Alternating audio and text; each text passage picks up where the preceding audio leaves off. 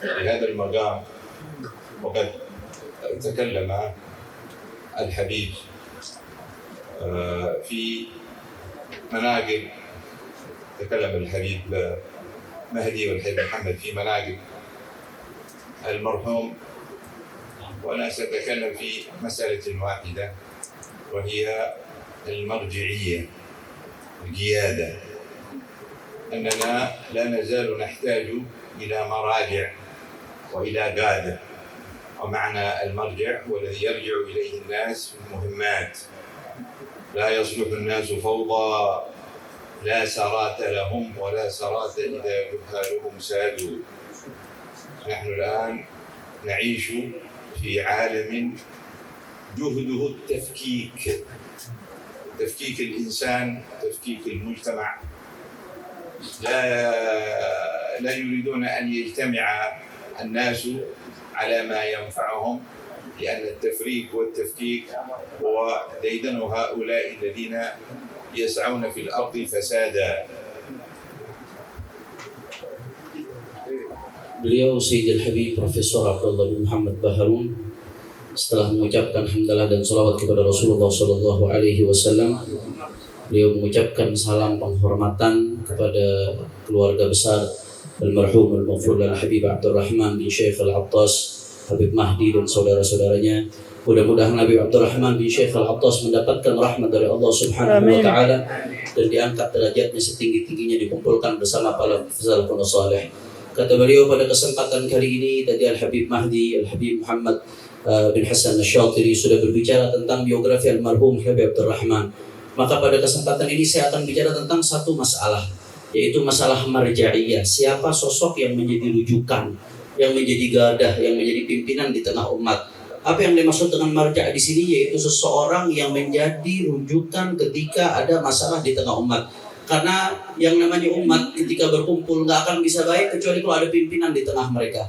Dan tidak akan pernah baik idza juhaluhum sadu, kalau orang-orang yang jahil, yang bodoh yang menjadi pemimpin, maka nggak akan pernah baik. Masalah di tengah-tengah kita ini salah satu yang paling fatal apa? Tafkik. Ada kerenggangan yang dibuat di tengah umat, sehingga umat ini dibuat terenggang, nggak bisa berkumpul di dalam segala sesuatu yang memberikan manfaat kepada mereka. Dan ini adalah daidanuhum, ini adalah kebiasaan mereka, alladzina yas'auna fil ardi fasada, mereka yang selalu membuat kerusakan di atas muka bumi. هذا الزمان زمان تفكيك الإنسان، تفكيك الجماعة. والله سبحانه وتعالى أمرنا بالجماعة، والرسول صلى الله عليه وسلم أمرنا بالجماعة، قال ولا تنازعوا فتفشلوا وتذهب ريحكم. وقال النبي صلى الله عليه وسلم وعليكم بالجماعة فإنما يأكل الذئب من الغنم القاصية. ولا جماعة إلا برؤوس ومراجع وقيادات.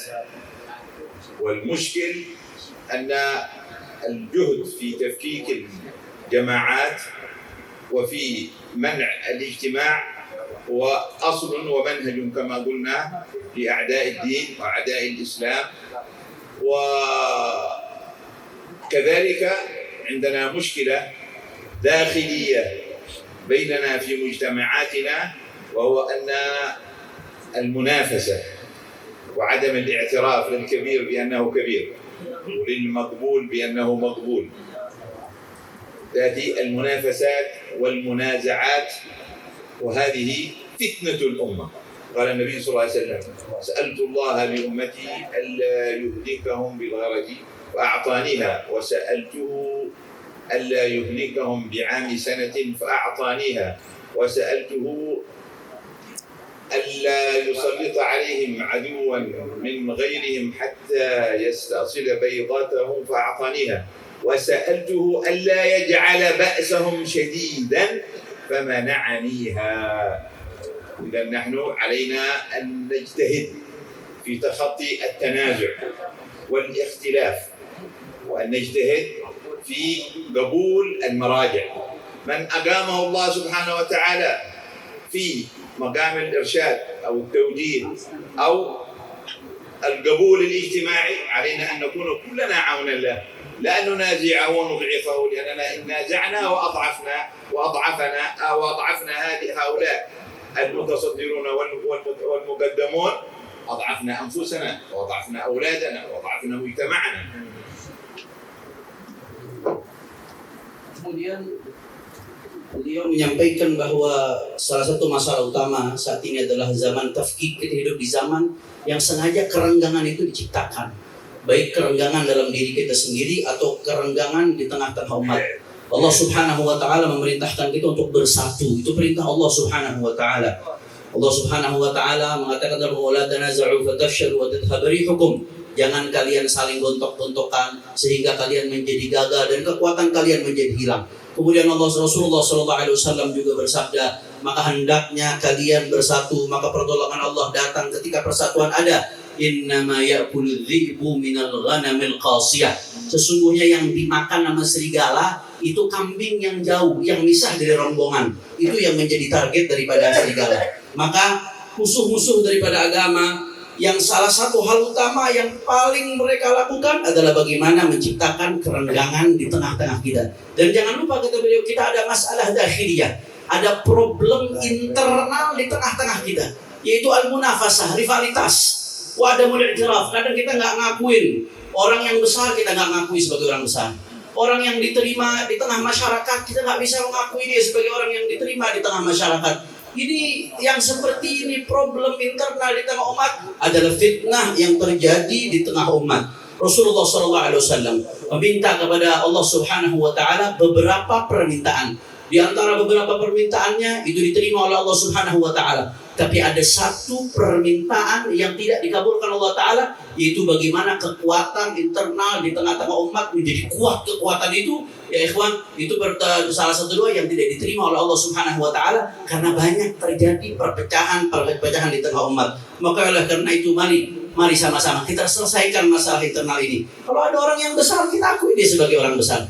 Kalau ada orang yang Allah Subhanahu wa taala posisikan dia bisa diterima di tengah umat, menjadi dai yang mengajak umat kepada kebaikan, kita wajib sama-sama bantu dia, tolong dia, bukan malah kita lemahkan. Karena kalau ada orang tampil di tengah umat, kita lemahkan dia, hakikatnya apa? Kita lemahkan diri kita sendiri.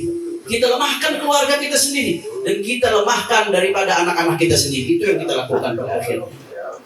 La tatlub al-kamal fi al-mutasaddirin. وأنت أيضا لست كاملا. أنت أيها المنافس وأنت أيها الناقد لست كاملا، وهو ليس كاملا، وإنما نسدد ونقارب حتى نحفظ الجماعة. مرت بي قصة في مصر، كانت هناك قرية في محافظة بني سويف، وكان نصفها من النصارى ونصفها من المسلمين. وكنت في زيارة مع جماعة من الدعاة، فوجدنا أنهم جئنا في صلاة الجمعة، ثم وجدنا أنهم لا يصلون إلا صلاة الجمعة. فسألناهم عن السبب، قالوا السبب أنه كان هناك مؤذن يؤذن، وكان هناك آخر ينتقد أذانه، فيقول له أنت تمد الأذان حركتين زيادة. فلما قال له هذا قال المؤذن والله ما أؤذن، فترك الأذان وانقطعت صلاة الجماعة. عندهم ناس منصرون من الغرب يأتون لينصروا، يريدون أن ينصروا ويقوون النصارى، والمسلمون اختلفوا لأجل الحركتين. Sebagaimana kamu nggak sempurna, dia juga nggak sempurna. Pasti ada kekurangannya. Tapi kita perbaiki sedikit demi sedikit. Kita jaga apa yang sudah ada. Beliau punya cerita menarik. Ada kejadian di Mesir, di satu desa namanya Bani Suwaif. Kata beliau, ketika ada rombongan datang ke desa tersebut, desa ini setengahnya Nasrani, setengahnya Muslim desa tersebut. Akhirnya ketika itu, sholat 5 waktu nggak ada yang sholat. Begitu ditanya kenapa kok begini, sholat Jumat ramai, sholat 5 waktu nggak ada yang sholat. Jadi kejadiannya awalnya ada yang azan. Begitu yang azan ini azan, ada yang kritik, kamu ini azannya terlalu kepanjangan, 2 rakaat panjangnya. Begitu yang azan itu diomelin gara-gara panjangnya lebih 2 rakaat, ngambek dia. Kalau begitu saya gak mau azan lagi dah kalau begitu. Akhirnya dia berhenti azan, gara-gara dia berhenti azan, akhirnya orang nggak datang datang sholat jamaah. Beliau tadi mengatakan orang-orang Nasrani sibuk menjadi misionaris, mengajak orang masuk Kristen. Umat Islam ribut gara-gara 2 harokat. حياة واقعية وحياة على الإنترنت. هذا واقع. أنتم تظنون عندما سأتكلم لكم خارج الزمان والمكان. نحن هذا زماننا زمان السيطرة الرقمية. كل شيء متصل الآن بالكمبيوتر بالإنترنت والآن بالذكاء الاصطناعي. كل شيء يتغير. لابد أن نكون منتبهين ومستجيبين للواقع الذي نعيش فيه ولا نسمح له بأن يدمرنا. الآن الدمار داخل البيوت بين الزوج وزوجته، بين الوالدين والأولاد، بين الأرحام، بين الجيران. يعيشون في عوالم مختلفة مفصولين عن الواقع. الخطر ماثل. نحتاج إلى الاتفاق. الاختلاف خطر شديد جدا على كل أحد. وتعاونوا على البر والتقوى ولا تعاونوا على الإثم والعدوان. يكفي من تفرق. لا نريد أن يضيع مثال الحبيب عبد الرحمن بن شيخ، مثال التآلف، مثال الاجتماع، مثال التسويات، أن يسدد أحدنا ويقارب. لا نخسر بعضنا بعضا لأننا سنخسر الهدف. عندما يقوم أحد نحن نؤدي الحد الأدنى الآن من واجبنا الإسلام في حراسة الإسلام، في حراسة أنفسنا، في حراسة أسرنا. لا نستطيع أن نتحمل مزيد من الفرقة. هذه الرسالة العملية التي كان يفعلها أو يقولها حبيبنا عبد الرحمن بن شيخ نريد أن تستمر وأن تترسخ وأن نتنبه. وأسأل الله سبحانه وتعالى أن يجمع القلوب على الخير ويغفر الذنوب ويستر العيوب ويوفقنا جميعا لما يحب ويرضى. والسلام عليكم ورحمة الله وبركاته. Terakhir beliau mengatakan ini masyarakat kita, masyarakat Ahlus Sunnah di Indonesia yang di dalamnya juga banyak Sadah Alawi Alawi dan banyak pengikut daripada thariqah mereka, ini mulai tercapik-capik dan terpecah belah. Maka ayo jangan lagi kita cari perpecahan ini. Ini sekarang potensi perpecahan sangat berat di tengah-tengah kita, sangat luar biasa. Kita hilangan seorang sosok pemersatu. Al-Habib Al-Walid, Al-Habib Abdul Rahman bin Syekh Al-Attas. Sosok yang disepakati oleh semuanya. Sosok yang berbagai kalangan semuanya datang kepada beliau. Manhajuhu al-jam'u wa ta'lif. Metodenya Al-Habib Abdul Rahman bin Syekh bagaimana menyatukan yang telah terpecah belah. Metodenya Al-Habib Abdul Rahman bin Syekh bagaimana merekatkan yang sudah renggang. Itu daripada Al-Habib Abdul Rahman bin Syekh Al-Attas. Karena tantangan kita ikhwan besar. Kita jangan sampai peran Habib Abdul Rahman selain ini kosong. Kita butuh orang-orang yang punya akal. Butuh orang-orang yang akalnya sehat, akalnya besar, akalnya waras. Tantangan kita besar ya ikhwan, kata beliau. Kita hidup ini sekarang di dua kehidupan. Hayah waqi'iyah, kehidupan realitas. Hayah internet, kita juga ada di kehidupan internet. Saya nggak bicara di luar konteks, kata beliau. Ini yang kita hadapi saat ini.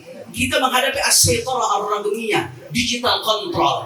Ada dominasi digital di tengah-tengah kita. Kehidupan kita diatur dengan internet, segala sesuatu dengan AI, adakah istinai, kecerdasan buatan saudara. Kalau kita nggak bersatu, kita nggak berpecah belah, kita akan hancur saudara. Jangan sampai teknologi itu malah menghancurkan kita, menghancurkan rumah-rumah kita, menghancurkan keluarga-keluarga kita. Allah kata beliau, perpecahan ini bahaya luar biasa. Wa ta'awanu 'alal birri wat taqwa wa la ta'awanu 'alal itsmi wal 'udwan. Kata beliau, saling tolong menolonglah di dalam kebaikan dan janganlah kalian saling tolong menolong di dalam permusuhan. Cukuplah perpecahan ini, kata beliau. Kita jadikan Al-Habib Al-Walid Abdul Rahman bin Syekh Al-Attas sebagai contoh panutan di dalam persatuan, di dalam penyamarataan, di dalam pendekatan yang menyelesaikan masalah. Kita jadikan beliau sebagai contoh. Jangan satu sama lain di antara kita gontok-gontokan sehingga terjadi perpecahan di tengah-tengah kita. Kita nggak bisa berbuat banyak. Minimal kita tunaikan kewajiban kita minimal di dalam menyelamatkan umat. Mudah-mudahan insya Allah kita diselamatkan Allah Subhanahu Wa Taala dan umat disatukan oleh Allah Subhanahu Wa Taala, dan Habibana Abdul Rahman bin Syekh Al-Attas selalu mendapatkan limpahan barakah dari Allah Subhanahu Wa Taala. Ini terjemah yang bisa saya sampaikan. Mohon maaf atas segala kekurangan. Assalamualaikum warahmatullahi wabarakatuh.